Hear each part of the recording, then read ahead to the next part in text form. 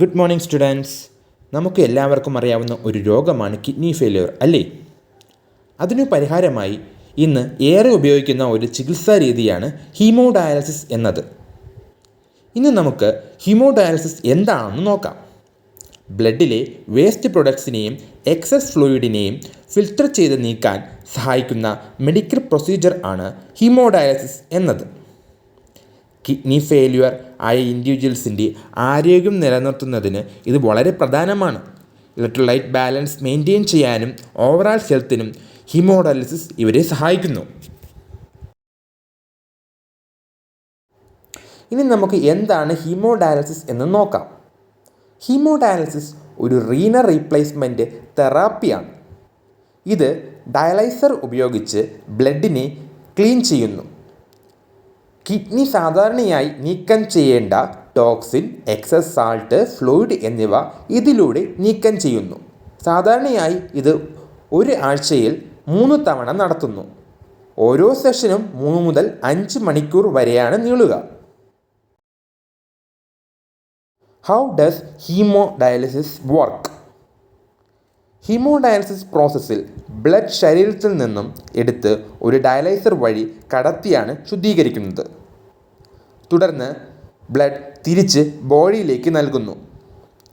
ഡയാലൈസറിലെ semi permeable membrane waste പ്രൊഡക്ട്സിനെ പുറത്തേക്ക് കടക്കാൻ hello ചെയ്യുന്നു, എന്നാൽ ബ്ലഡ് സെൽസിനെയും പ്രോട്ടീൻസിനെയും നിലനിർത്തുന്നു. ഇത് ഹോമിയോസ്റ്റാസിസ് മെയിൻറ്റെയിൻ ചെയ്യാൻ അനിവാര്യമാണ്. ഡയാലിസിസ് മെഷീൻ ഹോമിയോഡയാലിസിസ് പ്രോസസ്സിൽ പ്രധാന പങ്ക് വഹിക്കുന്നു.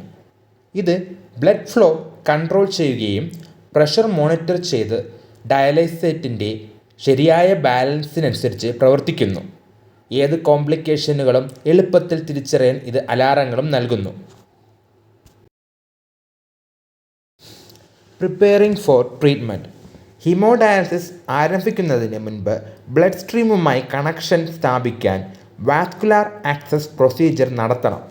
ഇത് ഫിസ്റ്റുല, ഗ്രാഫ്റ്റ് അല്ലെങ്കിൽ കാതറ്റർ ഉപയോഗിച്ചാണ് സാധ്യമാക്കുന്നത്. പ്രോപ്പർ പ്രിപ്പറേഷൻ സക്സസ്ഫുള്ളും കംഫർട്ടബിളുമായ ട്രീറ്റ്മെൻറ്റ് എക്സ്പീരിയൻസിന് അനിവാര്യമാണ്.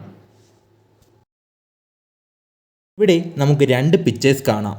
അതിൽ ഒന്ന് ഹീമോഡയാലിസിസ് ചെയ്യുന്ന ഒരാളുടെ ചിത്രമാണ്. രണ്ടാമത്തേത് ഹീമോഡയാലിസിസിൻ്റെ ഡയഗ്രവും.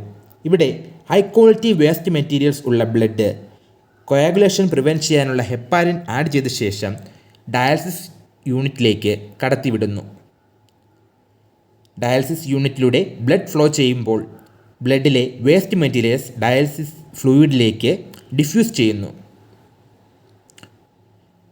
പ്യൂരിഫൈ ചെയ്ത ബ്ലഡ് ആൻറ്റി ഹെപ്പാരിൻ ആഡ് ചെയ്ത ശേഷം ബ്ലഡിലേക്ക് തിരികെ കടത്തിവിടുന്നു. Potential complications. ഹീമോഡയാലിസിസ് എഫക്റ്റീവാണ്, എന്നാൽ ഇത് low blood pressure, muscle cramps അല്ലെങ്കിൽ ഇൻഫെക്ഷൻസ് പോലുള്ള കോംപ്ലിക്കേഷൻസ് ഉണ്ടാക്കാൻ സാധ്യതയുണ്ട്.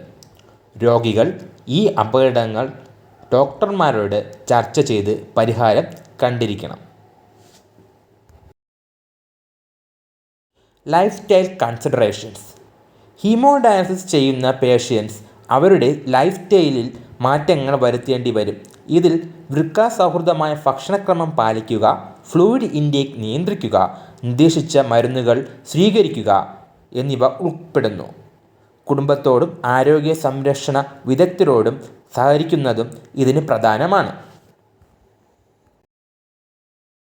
ഹീമോഡയാലിസിസ് പ്രോസസ്സ് മനസ്സിലാക്കുക എന്നത് പേഷ്യൻസും കെയർ ഗിവേഴ്സും നിർബന്ധമായും ചെയ്യേണ്ടതാണ്. ടെക്നോളജിയുടെയും ട്രീറ്റ്മെൻറ്റ് ഓപ്ഷൻ്റെയും അഡ്വാൻസ്മെൻറ്റ്സ് ഹീമോഡയാലിസിസിൻ്റെ ഫ്യൂച്ചറിന് കൂടുതൽ പ്രതീക്ഷ നൽകുന്നു. കണ്ടിന്യൂസ് എഡ്യൂക്കേഷനും സപ്പോർട്ടും പേഷ്യൻറ്റിനെ ആരോഗ്യകരമായ ജീവിതത്തിലേക്ക് നയിക്കും. ഇന്നത്തെ ക്ലാസ്സിൽ ഹീമോഡയാലിസിസിനെ കുറിച്ച് ഡിസ്കസ് ചെയ്തത് എല്ലാവർക്കും മനസ്സിലായി കാണുമല്ലോ. മറ്റൊരു ടോപ്പിക്കുമായി വീണ്ടും കാണാം. Thank you.